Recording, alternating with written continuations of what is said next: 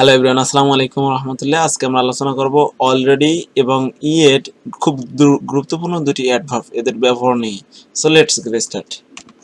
তো অলরেডি এবং ইয়েট দুটোই অর্থ হচ্ছে এখনো বা ইতিমধ্যে, অর্থাৎ দুটোরই অর্থ সেম, কিন্তু এগুলো মূলত অতীতের কোনো ঘটনা নির্দেশ করতে ব্যবহার করা হয় এবং এগুলো অল টাইম প্রেজেন্ট পারফেক্ট টেন্সের মার্কার। অর্থাৎ এই অলরেডি এবং ইয়েট যদি আমরা কোনো সেন্টেন্সে দেখতে পাই তাহলে আমরা বুঝবো যে সেন্টেন্সটা প্রেজেন্ট পারফেক্ট টেন্সে আছে।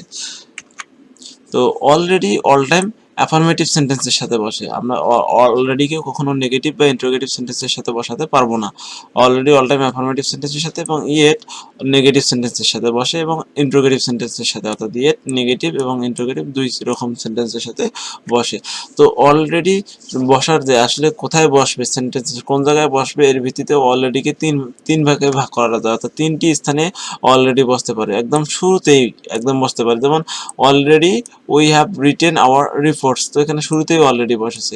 আবার অক্সিলারি ভার্ব এবং মেন ভার্বের মাঝেও অলরেডি বসতে পারে, যেমন উই এখানে হ্যাভ হচ্ছে অক্সিলারি ভার্ব এবং অলরেডি এবং রিটেন হচ্ছে মেন ভার্ব। তো এই অক্সিলারি ভার্ব এবং মেন ভার্বের মাঝখানে অলরেডি, এটা কিন্তু সিংহভাগ ক্ষেত্রে এরকম অলরেডি অক্সিলারি ভার্ব এবং মেন ভার্বের মাঝে বসে। এবং সর্বশেষ শেষেও আমাদের অলরেডি বসতে পারে, we have written our reports already.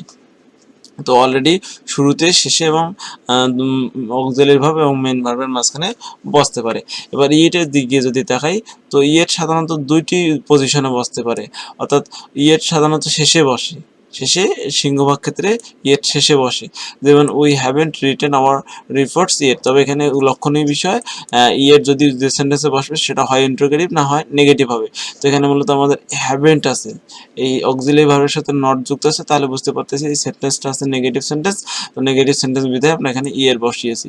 কিন্তু ইয়েট অনেক সময় যদিও সিংহভাগ ক্ষেত্রে শেষে বসে, কিন্তু কোনো সময় এটা অক্সিলারি ভার্ব এবং মেইন ভার্ব, অক্সিলারি ভার্ব এবং মেইন ভার্বের মাঝখানে বসতে পারে। তবে যদি এরকম হয় অক্সিলারি ভার্ব এবং মেইন ভার্বের মাঝখানে বসে, তাহলে সেন্টেন্সটা নেগেটিভ বা ইন্টারোগেটিভ হতে পারবে না।